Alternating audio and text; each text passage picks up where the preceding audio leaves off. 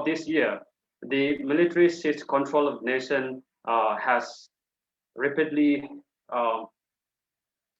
sad to say, about more than 700 people have lost their lives, with at least of more than 40 plus, about 50 children as young as 6 years old girl lost their life in this process of military seizing of the power of the country.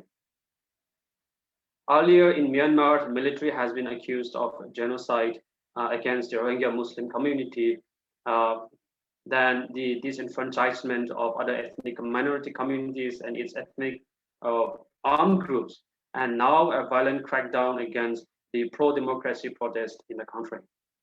In fact, the UN's envoy on Myanmar has warned of the risk of an imminent bloodbath in the crackdown in the country as the country intensifies in violence. It has also predicted that it could have led to a civil war in the country. So viewing this, we may recall the mayhem of the infamous military junta era, if we call it a period of from 1962 to recently 2011, and now it has come back to the square one of this military coup as well, where the choice and the voice of the people of Myanmar has been rejected. Rights and dignity of human as individual and society at large have been denied, abused, and prosecuted as criminals by the sheer grip of vehement dictatorship of military rule. So a continuation of arrest, detention, and persecution of human rights defenders, such as activists, journalists, and ordinary people for criticizing the government or military or engaging in a peaceful protest has choked people from the freedom of expression. So to put it in a nutshell, this has amounted to the crimes against humanity of persecution, apartheid, and severe deprivation of liberty as well. Not only that, in a rise of conflicts of ethnic areas, particularly in the ethnic armed groups in Chin, Kachin, Karen, and Rakhine and Shan states, the civilians have suffered the most. As we all know, the civilians have been harmed in indiscriminate attacks, and some have been discriminately or deliberately targeted, including through enforced disappearances and extrajudicial killings. So the most recent aerial bombardment in ethnic armed groups stronghold has left the civilians in a devastated condition and displaced fleeing for their lives in the neighbor or in the nearby forests and caves. So as a whole, the South Asian countries, predominantly being multi-ethnic democratic nations, the violence in Myanmar has shown as an example or as a litmus paper for the imbalance of socio-political issue or issues and in its military authorities as a nation. So furthermore, this has put a geopolitical and social negative impact on the neighboring countries, particularly India, Thailand, Bangladesh, which is related to Rohingya community as well. Many of the refugees have safety. And in fact, particularly India and Thailand has been quite initially reluctant and quite confused on how to accept these people, but yet thankfully they have accepted on humanitarian ground as well. So most of all, overseeing the scenario in Myanmar, the main actors in this mayhem are the young people who are spearheading the protest and overall the victims of the indiscriminate killings in due course since the inception of the protest as well. In fact, the youths are the embodiment of the prophetic voice of both political and human rights in Myanmar at the moment. So therefore, this webinar aims to explore the systematic violence of human rights and democratic movement and its impact among the young people in South Asia in general and in Myanmar in particular. And I hope that this webinar aims to bring youth in solidarity with the people of Myanmar for the rights and dignity of humanity as well. So before we move ahead with the panelists that we have at hand, I would like to share a short video clip from our friends in Myanmar. This is a short audio picture clip, I should say, as an anonymous narrator because of the security concerns that we have at hand. So if we could kindly watch this short video clip, I would be very glad to share this clip.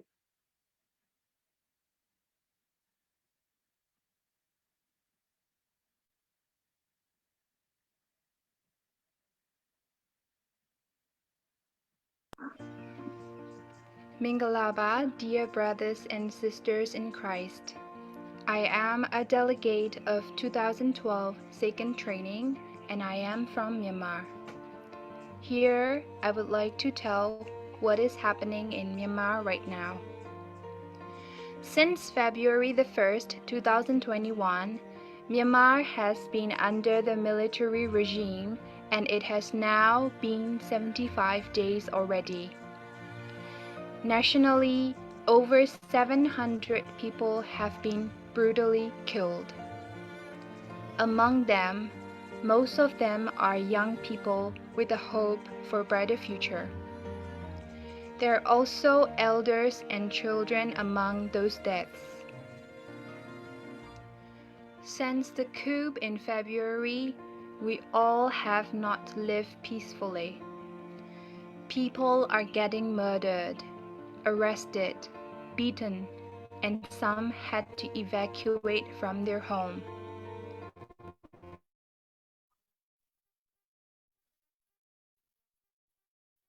Become orphans.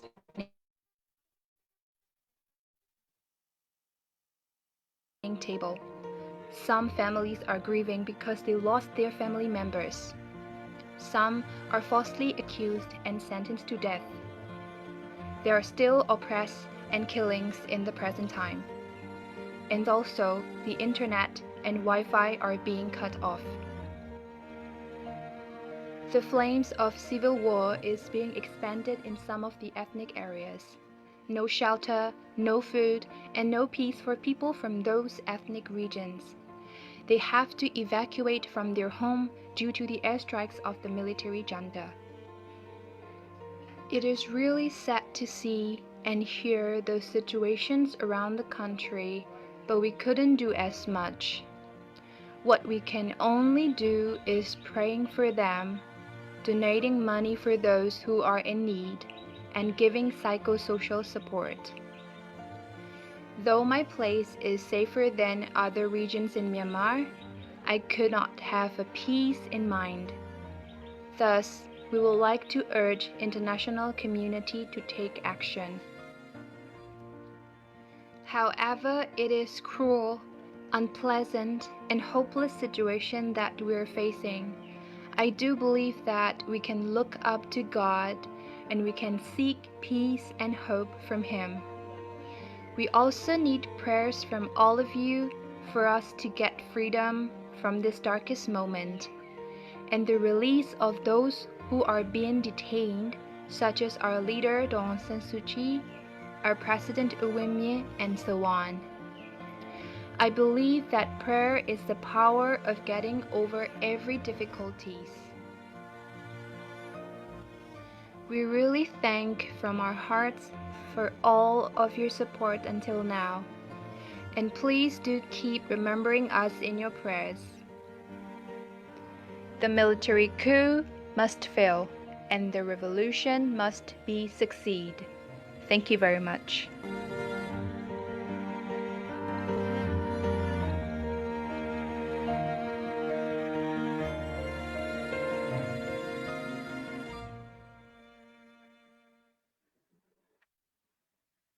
This is the short 3-minute plus or sort of video clip that has been shared by our friends from Myanmar. I'm sure the certainty and the ground reality has been more severe than what we have seen and heard. And as we go on, continue our webinar, we also know that people are struggling at this very moment as we go on this webinar as well. And as we continue our webinar, let us keep our thought in our mind that we are in solidarity with the people of Myanmar as they continue to struggle, continue to address for the right of the people and the restoration of democracy in the country.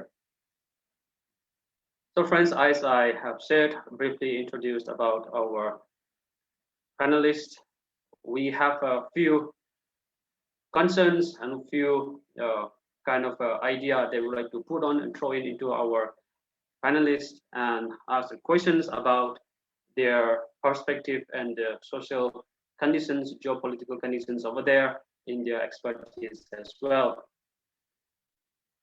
First, I would like to address the question to Advocate Andrew Koo, who is based in Malaysia. Sir, as we have understand the situation over there, the act of aggressive military operation upon the pro-democracy protest in Myanmar is not new to the world. And however, the Myanmar military has stand out in their dictatorial operation against these protesters and reminded of the infamous era of human rights violation by the military junta. So therefore, I'd like to put a question, sir, is this the result of the loophole in a constitutional setup? It could be, it may not be, but if so, then does it have to be relooked into their constitutional setup?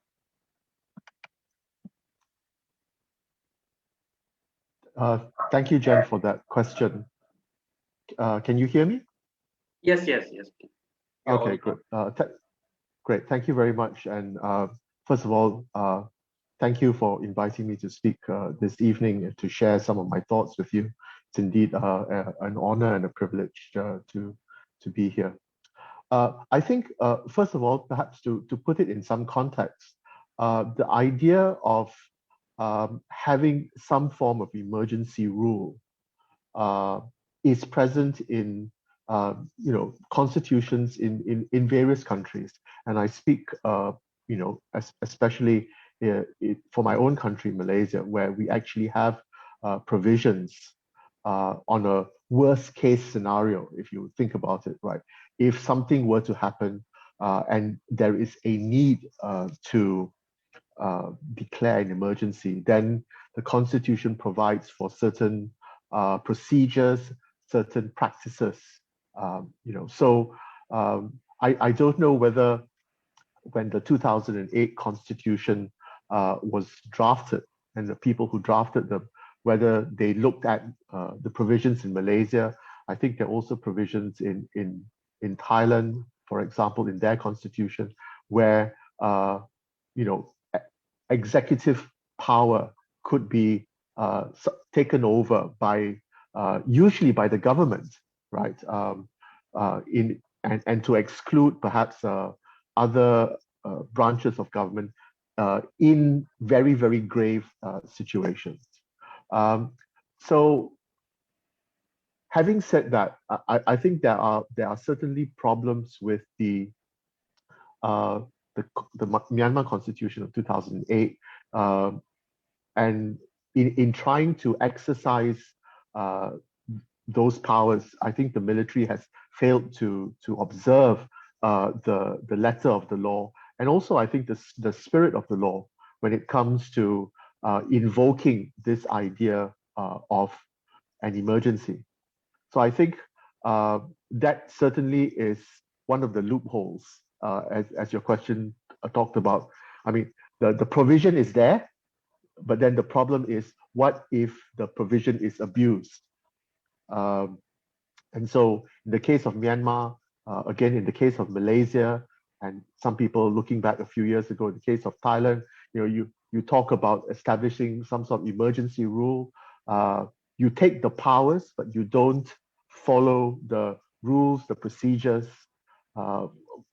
to think about the reasons why you are declaring an emergency. So that's, I think, the first set. The second set of problems is the way in which, of course, the 2008 Constitution gave such a significant role for the military in terms of the seats in the Union Parliament, and then also in the various state parliaments. So it's the same formula, isn't it?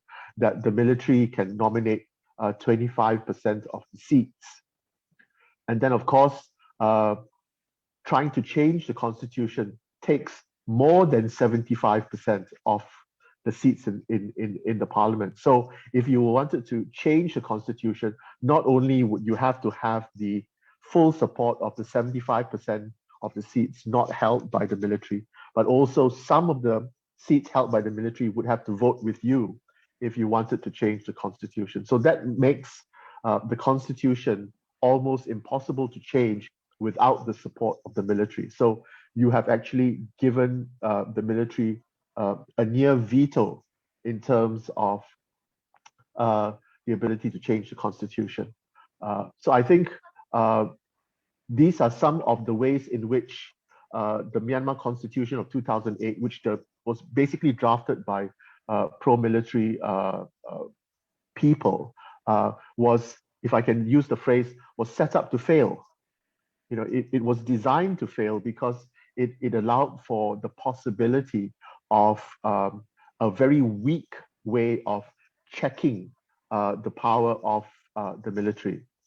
So even if you were to have an independent judiciary, even if you have a functioning executive, we can see that whenever emergencies are exercised, how easy it has been for the military or whoever is declaring the emergency to sidestep and to push aside the other branches of government. So when you have a weak system of checks and balances, that again contributes to the problem. So I suppose the answer to your question is, yes, there are loopholes, and the loopholes were there. We've all known that they were there. I think we just hoped and we prayed that there wouldn't come a time when these powers would be exercised and the weakness of these checks and balances would be exposed. But unfortunately, this is where we are now. Thank you, Advocate, for detailing the scenario of how the Myanmar constitutional setup has been, as I said, set up to be failed. I understand that every constitution throughout the world is not perfect, but then, as you said, it's been set up predetermined to be failed by the so-called the pro-military people. In fact, of course, we do hope and pray that this loophole has been re-examined by the people with the process of this protest that has been going on in Myanmar as well. Thank you so much, sir, for sharing or enlightening about the constitutional setup at the present scenario of the Myanmar government as well. Talking about the multi-ethnic scenario, understanding that Myanmar is one of the countries which has lots of multi-ethnic communities and groups speaking different languages. With this diversity, talking about it, I would like to draw attention or throw a question to Mr. Madhu, who has a vast experience among the multi-communal in Myanmar. It's that there are two types of questions I want to put here. So is that could the ethnic conflicts that has been happening before the military junta, the coup that is facing at the moment, among the different ethnic armed groups, could that be one of the reasons that has paved the way for the military coup in Myanmar? I'm not citing that this is the only reason, but out of many reasons. Is this one of the reasons? Or another one is that, does the ethnic correlation in Myanmar fail to address the issue of ethnic conflicts at the grassroots level? Citing that with understanding that if the multi-ethnic correlation could have been built much stronger at the grassroots level, this military could have been avoided, or it is bound to be happen as our panelist Advocate Andrew has mentioned, that there is a failed to set up to be failed in the constitutional. So if you could kindly enlighten us in regards to ethnic conflict and multi-ethnic armed groups in Myanmar. Thank you, Jayan. I think it's a really privilege to be here, and thank you for inviting me to share some of my thoughts based on what I understand about the ethnic issues in Myanmar. I think this question is really a very comprehensive question and a very complex one as well. I think we all know there is this ethnic conflict there. Different ethnic groups have armed groups as well. Sometimes the ethnic groups themselves have conflict among themselves. Sometimes they come together to struggle against the military government. Sometimes they fight against each other. I think one of the reasons is that their issues are different. They have some common issues, of course, but some of the issues are different.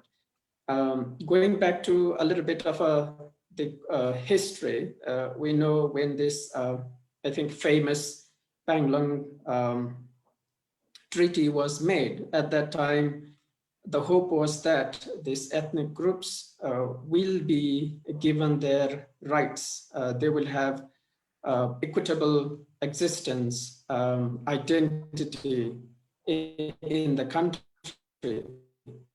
And based on that invitation of General Aung San, I think all the unified way against, but then after that, the aspiration of the ethnic people couldn't be fulfilled. That was quite deteriorated after the coup of 1962, when General Nu took the power and started oppressing over all different ethnic groups. They were repressed. If you even today, if you look at one of the group which we really know about is Rohingya group. We say that there are 135 ethnic groups in Myanmar, but Rohingya is not one of them. They are denied the identity. They are not counted as ethnic groups of Myanmar because they are considered immigrants. So they don't have the citizenship. They don't have that identity. So these different groups have their own issues, and therefore there are conflict among these ethnic groups. And of course, as you mentioned, the military government has time and again used this conflict between these ethnic groups as an excuse to take power and repress one over other. And we can see from history, sometimes some of the ethnic groups even support the action of the military repression. So in a nutshell, yes, there are conflicts among ethnic groups, and that gives a kind of excuse for the government to kind of repress this different ethnic groups. But the real reason for the coup is, I think, somewhere else, not because there is this ethnic conflict within the country and therefore the coup has happened. At the moment, you can see the NLD was elected with a great majority. And we know most of these people, Burma ethnic group, which covers more than 70% of the population in Myanmar, they had a great support for that. So even in that context, the coup has happened. I think the reason was, for example, what the elected government was going to do. Perhaps they were planning to kind of cut out some of the power of the military after they are established as a government. And there were certain plans where the real democracy was to be established in the country. And with all these kind of facts, I think the army was not very sure whether the elected government should be allowed to do that. So yes, conflict is there. They of course use that as an excuse, but I think the issue of power is the key thing over there in terms of coup.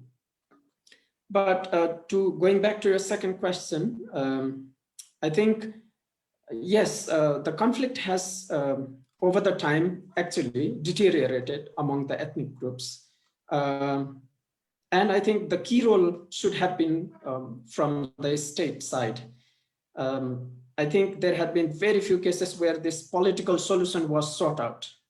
Mostly the way was to try and repress those kind of movements, repress those kind of things, using power and trying to push, for example, trying to push Rohingyas out of the country, even denying their identities. All these kind of things, I think, has kind of made the conflict among the ethnic groups even worse. So the key responsibility, I would say, had to be taken by the government, and the government, because was led by military, And even the new democratic government was not able to take that stand to the extent it was expected. And therefore, the conflict at the grassroots level is not sorted out. Of course, the problem is with the ethnic groups as well, but the key responsibility, I think, should be taken by the governments that were there in power in the country. So I think that's how I would explain this situation. Okay, thank you, Madhu, for sharing the different dimensions and the possibilities of the reason what or which the present scenario has been set up in our discourse of understanding the it could be the failure of the people, it could be a failure of the government, but as you have conclusively said that rightfully said that it is the power place where the demand of the power and the how the military tries to control as a forefront or as a ruler of the country. And thank you so much, Madhu, for sharing the insight of the inter ethnic groups and the conflict and overall the scenario that we have facing today in Myanmar. Coming back to advocate, I would like to throw in a few questions once again. Is that the atrocities committed by the military in both pre and post-democratic government, which we had, which has been overthrown the National League of Democracy in Myanmar, repeats itself prior to 2011 and now 2021, and then has been come back to square one. That these repetitions of indiscriminate killings under the military junta questions the ethos and the value of the Myanmar military when it comes to human rights. So my question is that how far do both the international and the national human rights bodies in Myanmar extend into the military organizations, which is both government and ethnic armed groups, which is present in Myanmar? Well, I think let's start with the ideal position. And in an ideal position, you would have institutions like the military being able to check the excesses of their own members. So this is why in some of the developed countries, you don't necessarily see a human rights commission because there is the rule of law and there is a code of military justice. And so if there are violations of either the country's law or the military's code of justice or code of law, then that institution itself is able to function to prosecute offenders and to deal with violations. The problem is when either there is no such self-checking mechanism, or the institutions that have been set up are very weak. So, for example, Myanmar has a human rights commission, right? But how able has it been to address questions or concerns about violation of human rights, both in society itself, let alone something like the military? So certainly, where the military is concerned, I think what we've seen over the years is the fact that again, it goes back to the Constitution of 2008. They managed to create a situation where there was minimal accountability of the military to civilian governments. In fact, as most of us will know, the military controls three very key ministries in terms of defense, in terms of home affairs, in terms of national security. So when these things happen, you build a wall of impunity around the powers, and what has happened is that what we've seen is that there is no civilian power that is sufficiently strong to be able to address whatever violations that are committed by the military. And then this may be an unpopular thing for me to say, and I apologize if people are offended by it. But when Daw Aung San Suu Kyi went to The Hague and stood in front of the International Court of Justice and basically said that, in relation to the Rohingya, if the military did commit any atrocities, we will deal with it later, right? In some ways, I think she created that space for them to avoid impunity. And I think what we are seeing now is a military that was emboldened by the sense of impunity, the sense of protection that it seemed to enjoy from within the country by the people. And I think now what we are seeing is the excesses of that sense of impunity, that not only have they gone against the Rohingya, now they have also gone against their own people in the name of securing power and control over the country. So what happens then? Can the international community come in? Well, I think we are long past the days of world policemen. America does not intend to be a policeman of the world. I think neither does China want to do that, neither does Russia want to do that. So the big powers, we cannot expect them to try and do something. What we have is the collective efforts of the international community. And the question is, how strong is that? What exactly can they do? There are sanctions. There are individualized sanctions against certain people, certain members of the government, their families. There's a freezing of assets held by companies related to the military in certain parts of the world. But very much closer to home, when you look at the Association of Southeast Asian Nations, which Myanmar is a member of, you don't see very, very strong action. You don't see the political will within the region to try and address that situation. And of course, some of us will know that's partly because one of the principal policies of ASEAN is this principle of non-interference in the domestic affairs of a member state.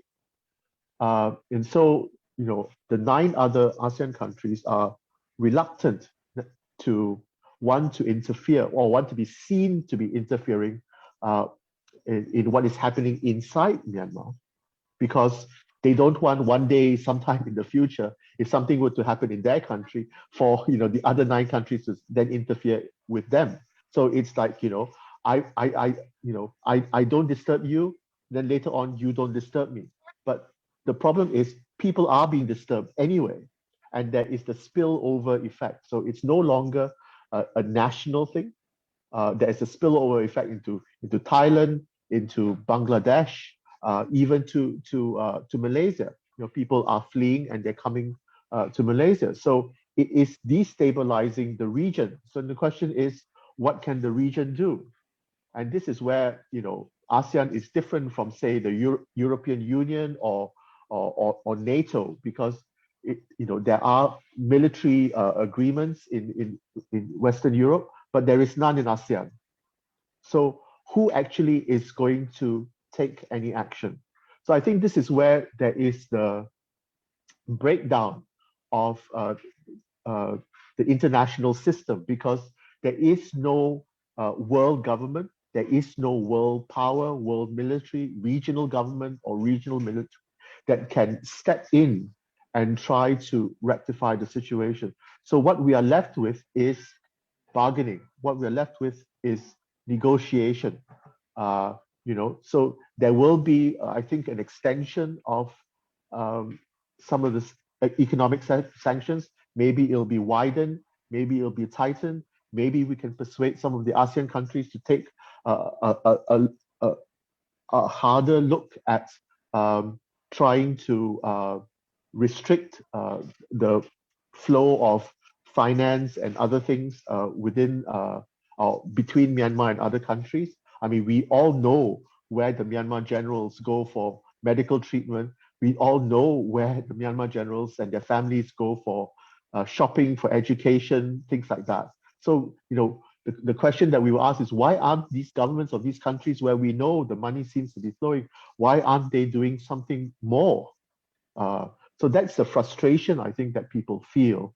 And the question is, do we wait until things get even far worse than what it actually already is in Myanmar before, we pick up enough courage to say enough is enough and we have to do something?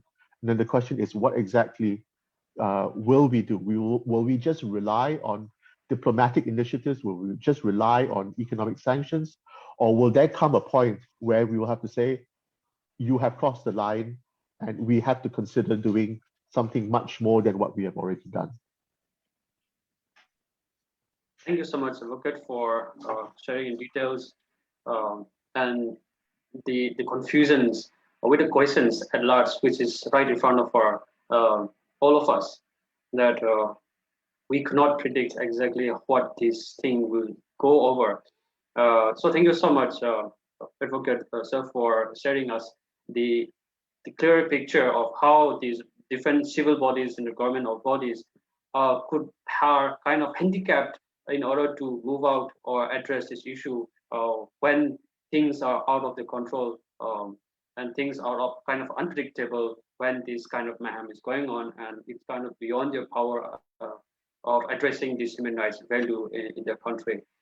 Thank you so much, sir, for the clear sharing of the ideas and the bodies which the human rights bodies are facing, especially the international bodies as well. Coming to the communities, Rohingya community, I would like to address the question to Madhu once again. Is that the systematic eradication of Rohingya communities previously in Myanmar by the government military does not raise concern neither from the then democratic ruling party, the National League of Democracy by Aung San Suu Kyi, nor the multi-ethnic communities in Myanmar. So how does the Myanmar, what the government and the society perceives the Rohingya community? Of course, you have shared briefly about the conditions, how the society perceives them, takes them as not as the one of the communities, but then how do the society perceive this Rohingya community? Thank you, Jan. I think one of the things when we were kind of doing a little bit of a research on the reason for this Rohingya exodus from Myanmar, and we were talking to civil society organizations, communities there. One of the challenges for all these ethnic minority groups is that they have a kind of fear that their issues will be lost somewhere if too much focus is, say, for example, on Rohingyas. That huge atrocity happened, but then one of the voice that we heard very clearly was that the issue should be looked in a comprehensive way. You can't just focus on Rohingyas. You can't do that. Meaning, I think everyone have their own issues of the denial of rights, the issue of identity and all these kind of things. And so the ethnic groups actually, they want to bring it forward, and they are scared in this kind of process if their issues will be lost or overlooked. And so they want to make sure that their issue is visible and is there. And therefore, perhaps they have this sympathy that this atrocity has happened and it should not be the case, but they haven't come up that strongly against that issue. And from the government side, as I mentioned earlier as well, even in 2014, they were not counted as the nationals of Myanmar. If you look at citizenship, they were just given white cards, what they call the white cards. And that means that they will be denied from several kind of, provisions or entitlements because they don't have citizenship. One of the reasons I think this, the elected government also was not able to or chose not to support the Rohingya that systematic eradication of Rohingya. As advocate also mentioned earlier, in a way, Aung San Suu Kyi also kind of praised the efforts of the military in curbing different ethnic armed groups. I think one of the reasons could be like, the election at the moment, she had a huge victory. And one of the linkages many people make is that she also didn't want to upset the majority Burma community at that time, because the election was there. She continued to refer to Panglong Treaty, which means, in a way, trying to give equal rights and entitlements to all the ethnic minorities as well. But in action, it is not yet very clear how she's going to do that, or her government is going to do it. That was not clear. She actually didn't take stand when it has to be, even though it was condemned from all over the world. I think she didn't take a stand. So because, and also if we look at the majority group, there had been systematic ways, there were instances where particularly Muslim group, the Rohingya Muslims, were kind of defamed, or they were kind of accused of causing a problem in the country by the other majority ethnic groups as well. So in a way, Rohingya community are from both the society as well as government. I think there has been some kind of very, very slow as well as inactive response to that kind of crisis, that kind of situation. Because as I said, they are regarded as the immigrants. The increasing number that was the second largest group, Muslim is the second largest group, the growing population, also that dynamics is there as in terms of threat to the majority Buddhist as well. Those dynamics are also there. So they are not seen as the own people, and their issues has always been kind of overlooked, or they have been pushed continuously. Thank you so much, sir, for bringing the ground reality of how the government as well as the society and democracy at large perceives the Rohingya community when it comes to the identity and the culture and the way they present themselves as citizens of Myanmar. Thank you so much. Friends, before I go to the next panelist, I would like to give a kind reminder or request to all the participants and the viewers in Facebook that if you have any questions or queries to any of the panelists, you may kindly put up in the chat box in the comment section in Facebook. Our colleagues will collect the questions and address later after the panelists finish their input during the Q&A sessions. If time permits, we will try to address as much question as possible. Kindly put up in the chat box if you wish to remain anonymous during due to the security concerns. You may send a direct message either to me or my colleague Bijoy, who is collecting the questions for later Q&A session. Thank you. Now coming to the political scenario in Myanmar, I would like to address Mr. Sanjay that, is the current social unrest in Myanmar, whether the outcome of the failure of political mismanagement or the failure of people. So in other words, the question is that has democracy failed in Myanmar?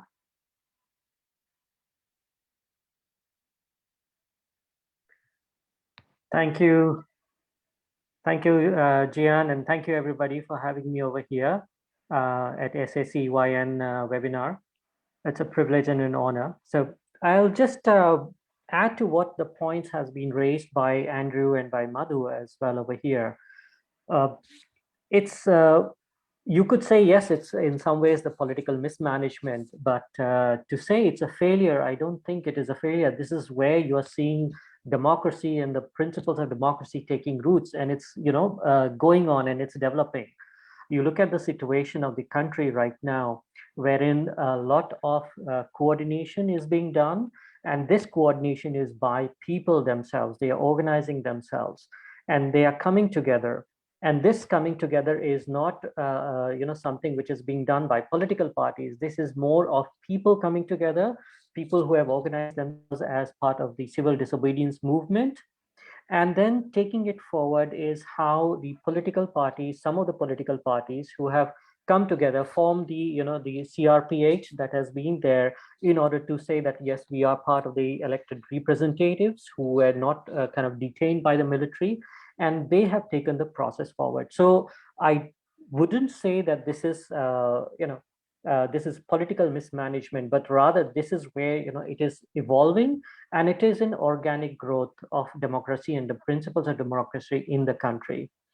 To just briefly say, see, we just look at the brief history about what happened from February 1 onwards, and you see that even though the military illegally took the power, and or illegally and unconstitutionally took the power, what they did was actually go back to the 2008 constitution, and they said that, okay, under article, there are fundamental rights that are there, we are going to suspend them. And these were articles mostly from 345 till 390 that has been there. What they also did was to amend the penal code of 1860, in which they redefined high treason, sedition charges. And these charges were primarily that anybody who criticizes the military in any kind of manner would be imprisoned from anything from 3 months to 20 years.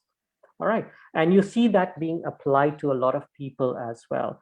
The other was the most of the dreaded legal framework that they changed was the Section 505, in which they were also saying that if you say anything regarding the coup, that it was unlawful or untrue, and therefore you would be imprisoned for 3 years.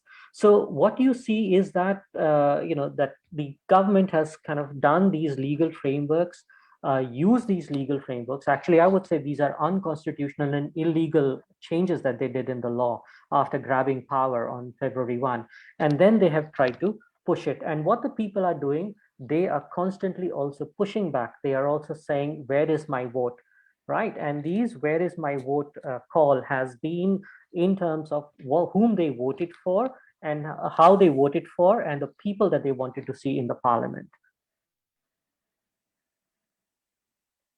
Well, thank you, Slip, for the elaborate sharing of the understanding of democracy and the practice, how military come into or seep into the democratic setup of how the military has overpowered the political scenario of Myanmar.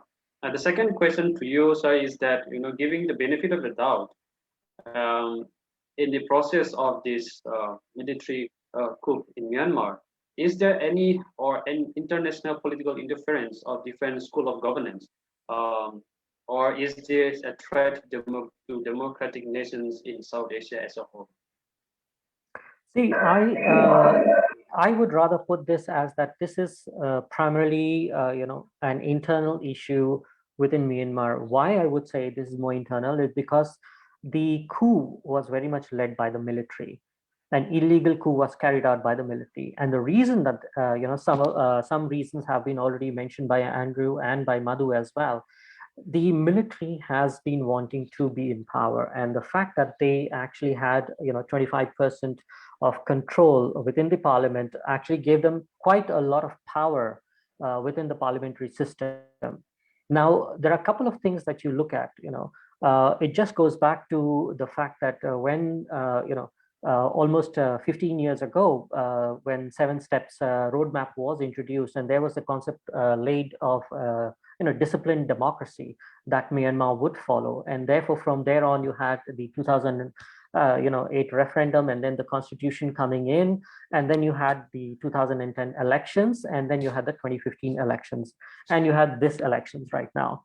So what do you see from then onwards till now is that military that was despised, which had earlier also a couple of decades ago also had denied the people their constitutional right or their electoral rights for so long. you find that the people actually came out again and voted for the NLD. So technically, when you look at it, NLD was voted way back in 88 as well, and then in 2010, and now this time as well. So the military actually has found that instead of disciplined democracy and the way that they were actually looking at it, that the system should be followed and where they would be very much welcome because that they have opened up the country under the NCN's government earlier, and that they had kind of managed to liberalize the economy. And after liberalizing the economy, everybody's kind of getting the jobs, education, all these sectors have been open. So you have a situation wherein the military is feeling that they have delivered the country into a fantastic phase, and therefore they are just patting themselves on the back, and saying, yes, we have done a very good job, and therefore people should be voting for us. What thought is that the history of the people's choice was never actually understood by the military. And therefore, for the people's choice, when they were looking at the people's choice, this is what they have completely missed out. And what has happened is that when the results came in, the last results came in December, and the military realized that they have actually lost a lot more than actually getting, gaining power within the parliament. And also, just a reference back to the 2019 processes of constitutional amendments that were tabled in the parliament, which were consistently being denied by the military as well. What you had is something in which the military, in fact, lost one crucial element over there, was the shifting of the General Administrative Division from the Ministry of Interior into another section, which came directly under the parliament. So what you have is this GAD, which basically gives the military a complete control to the ward level. Right now, if Burmese friends would know that at all your ward level and all, a couple of years ago, you had to report yourself. Any visitor had to report themselves to the ward that I am from another ward and I'm coming to another ward, and I have to register myself because I'm staying as an overnight guest. So these gave the military an absolute idea of where people were moving from one point, point A to point B and point B to point C, and have they come back to point A or not. Right. So this was a tracking movement that allowed them to know where people were moving, where they were going, and therefore also a complete control, in terms of the people's movement. So you have a system that the NLD later kind of abolished it. It was not needed. So you had a system wherein the military couldn't figure out who is moving where, what they are doing, except that when they were in power. So they were gradually looking at a loss of power. They were also looking at a way wherein the different investments that were coming in were no longer coming in under their control, but rather it was going under the control of the NLD. And when you had certain internal developments going on to look at corruption issues, they were also getting jittery about the fact that they would start being investigated, and the money matters which they had hidden for so long would be exposed very widely.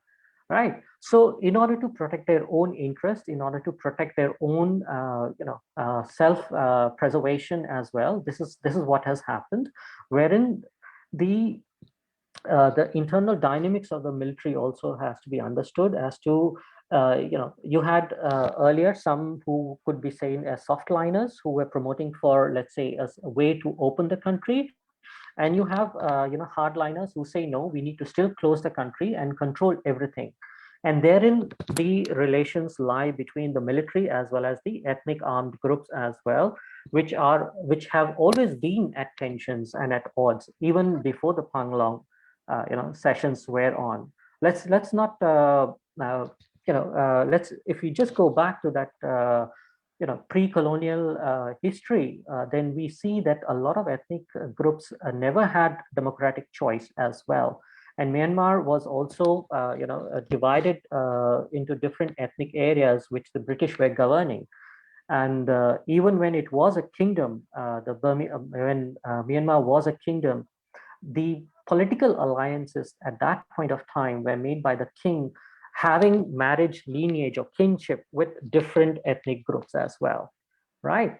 And that balance is what was also removed by the British. And once you had a independent country, you had no way of a political recognition for many of the ethnic groups. And therein lies the challenge that what kind of acknowledgement has to be done in terms of rights for different ethnic groups, and will it be recognized right now?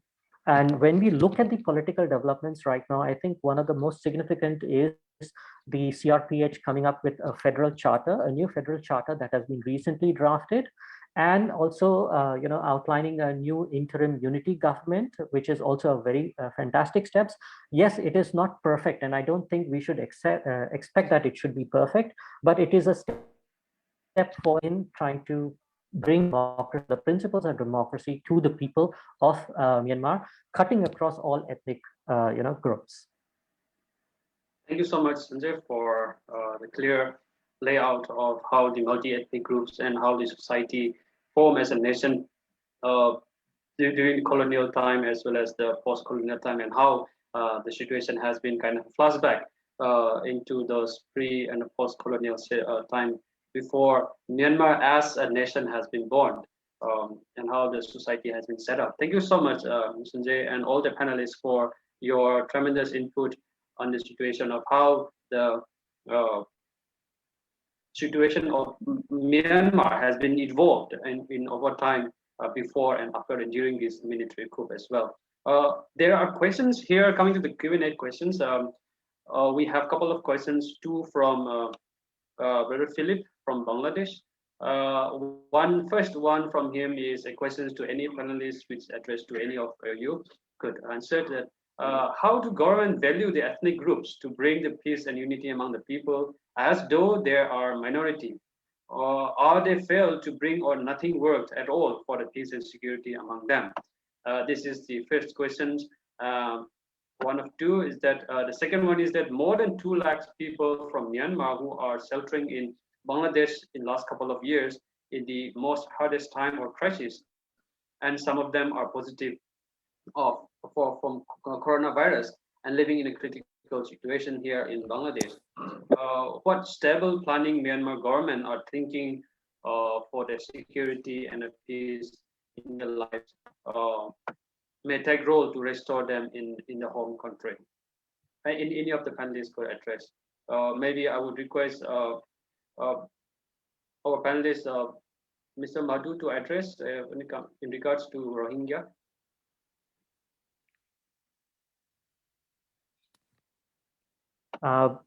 Is it okay if I answer? Yeah. Yes, please. Yeah. Yes. Yes.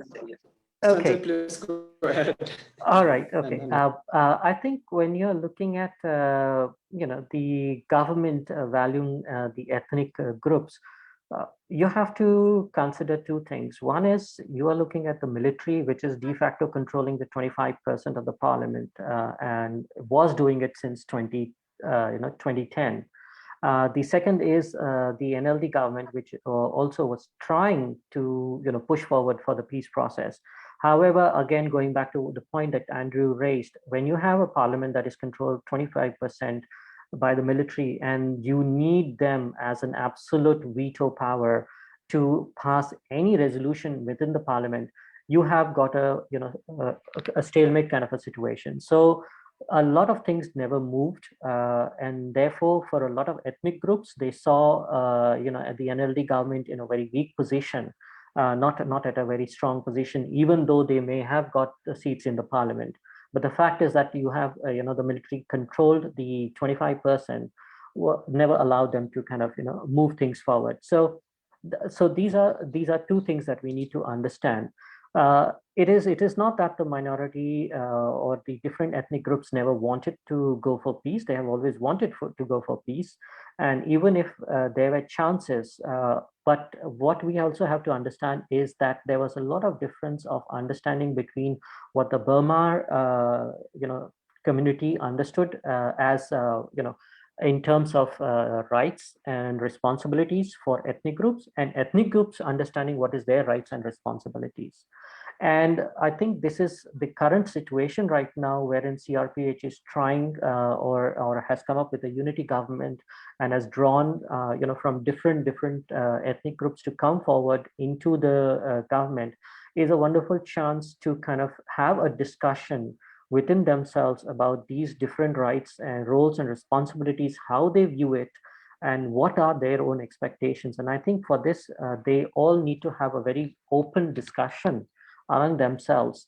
Not that they have not had it before, but I think this is a chance to keep the whole section of military outside, and then have a discussion among themselves, and then say, this is what we understand as our common platform.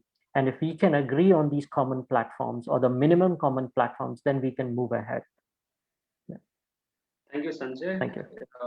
Manu, if you can, you may put it. I think a lot of things, but I agree with what Sanjay said.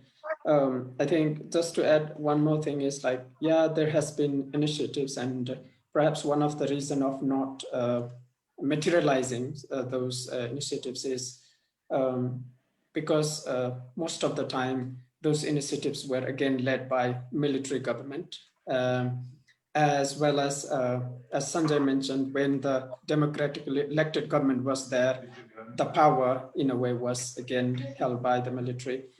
So in a way, it was going in a very good direction, having the democratically elected government. This can perhaps be done by those kind of government only. We have to find out the political solution. And those initiatives were there, not enough. But because this coup has happened now, again, all these initiatives has gone to a kind of a big question mark again. Where will it lead to? So, of course, if it has to materialize, it has to be a politically and democratically elected government.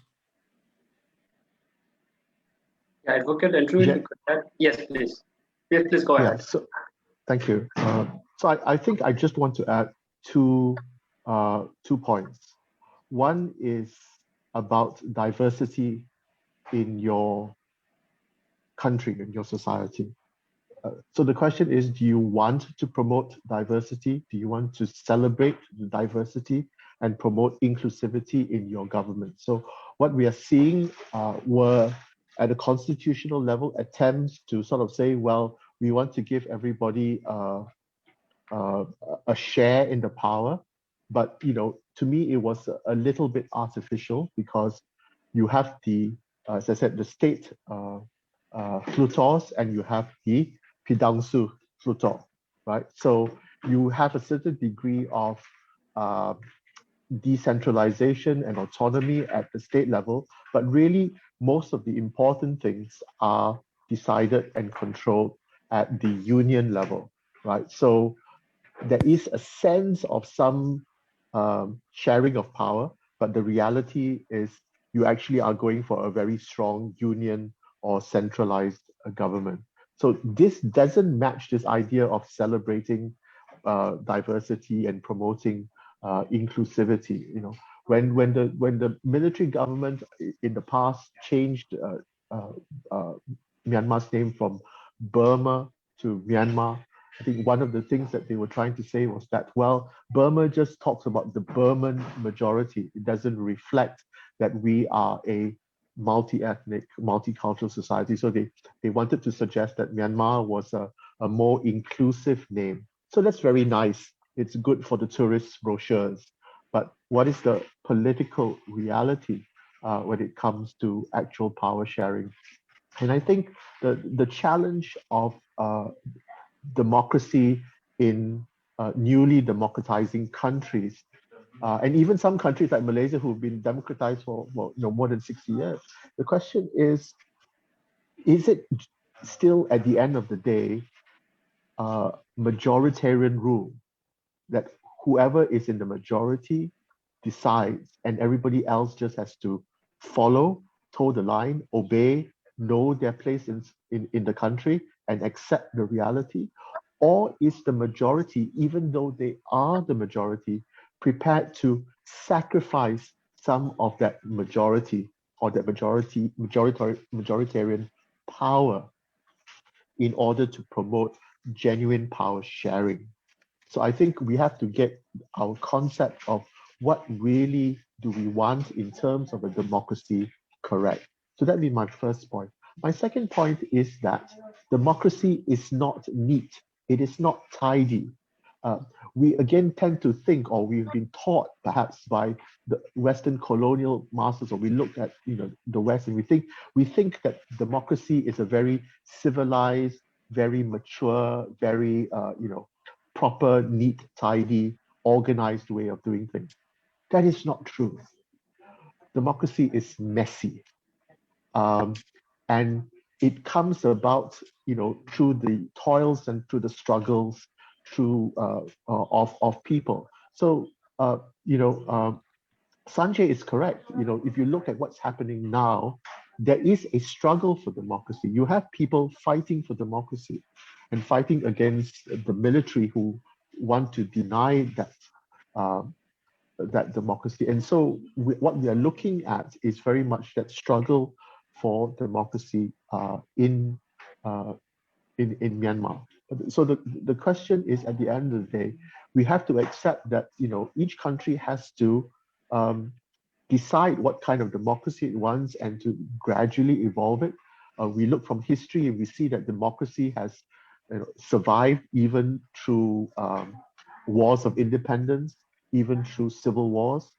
We have seen countries come out of breakups in countries like former Yugoslavia, going through also armed conflict, then eventually graduating into democracy. So we have to appreciate that the struggle for democracy is not clean, it's not neat, and you will see struggle, you will see sadly bloodshed and sacrifice, but it's still something that I think people want very much, and certainly when it comes to the youth, and since this is partly a youth-based seminar, the young people see in democracy the ability to express themselves, the ability to achieve things that they want for themselves and for the future of their nation.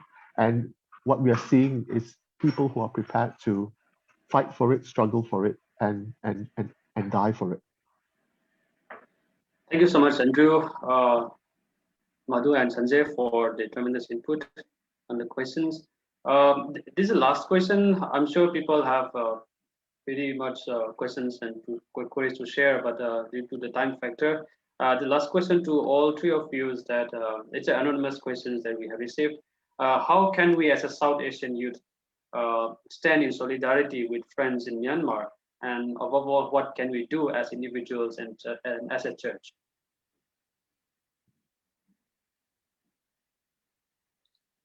And any of our panelists can add in.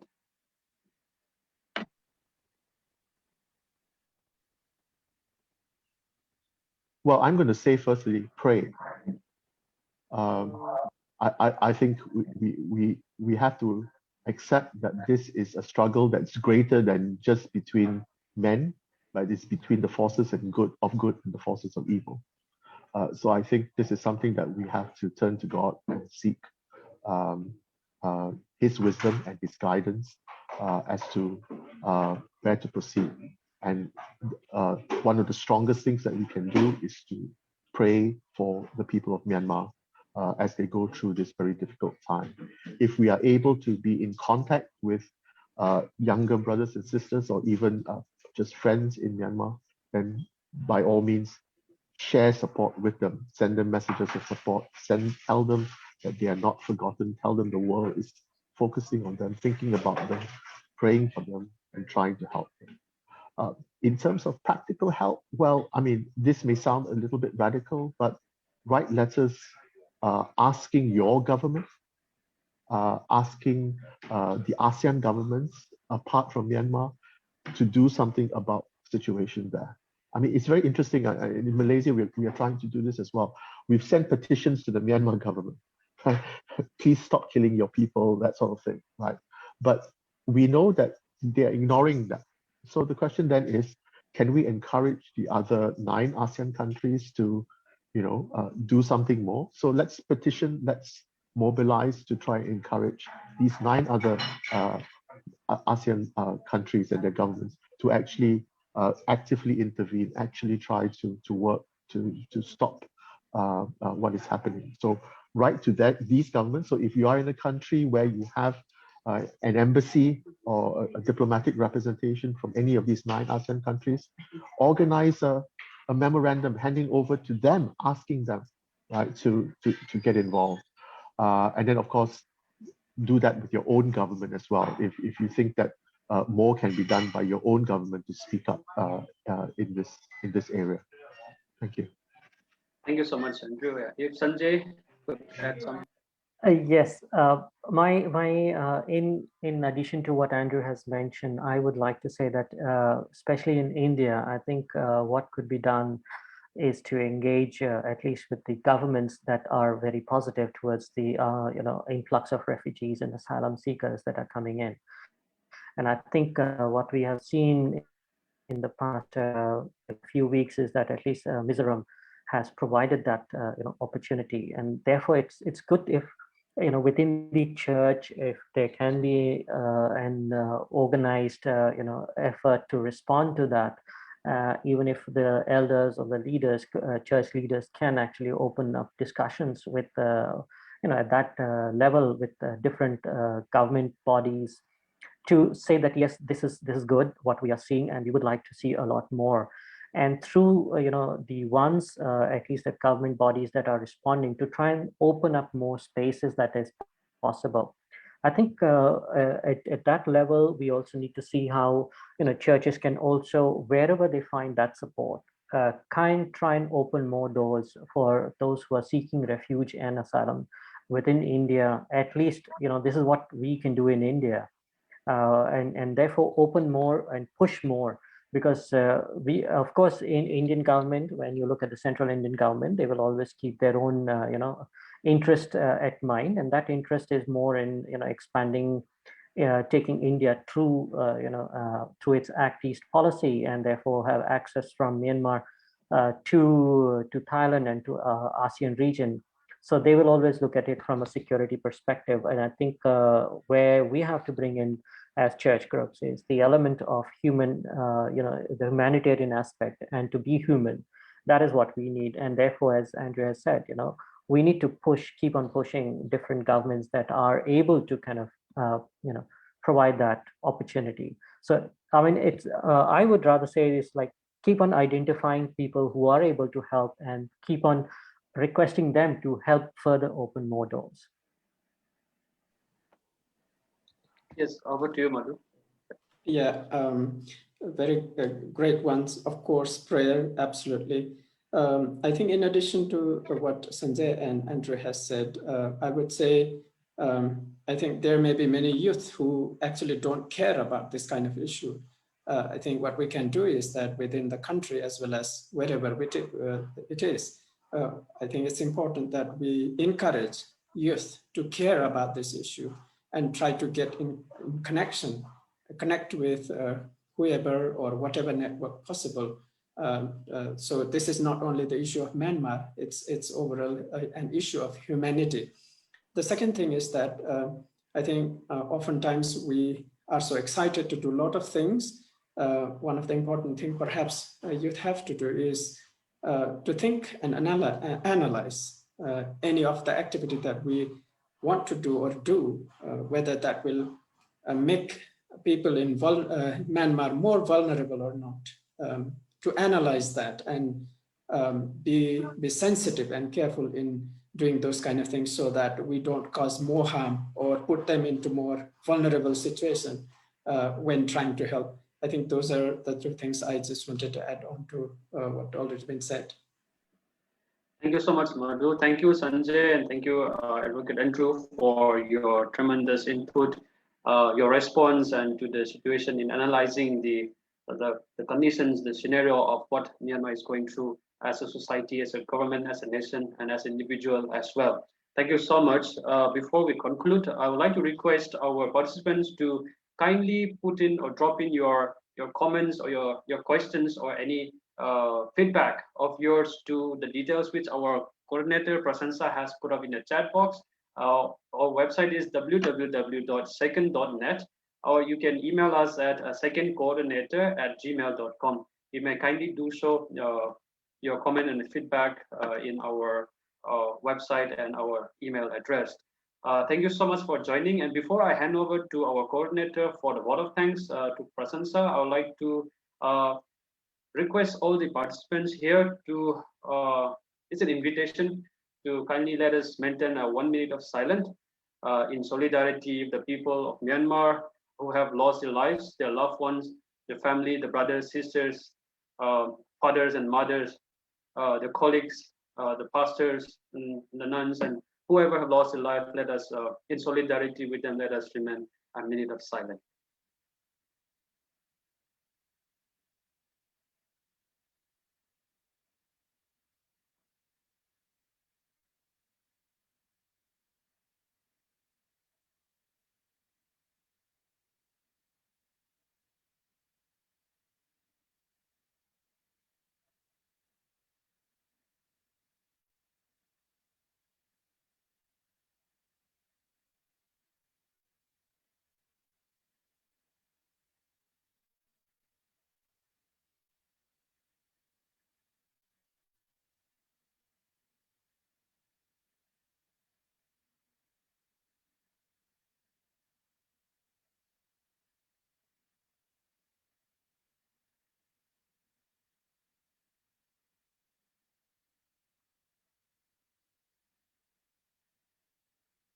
Thank you, everyone.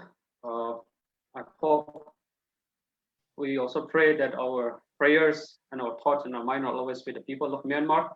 And as all the panelists and friends from Myanmar has been shared, expressed, our prayers are with you, as always, until peace has been prevailed and justice has been prevailed. Thank you so much. And I would like to hand over to our coordinator, Prasensa, for the vote of thanks. Over to you, Prasensa. Thank you. Thank you all the panelists for such a wonderful discussion. And thank you, Zian, for moderating it so well.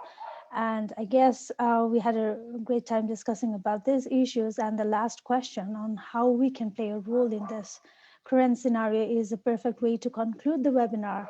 And yes, from our level, let's keep on praying for them. And also let's keep on being informed and do whatever we can do from our level.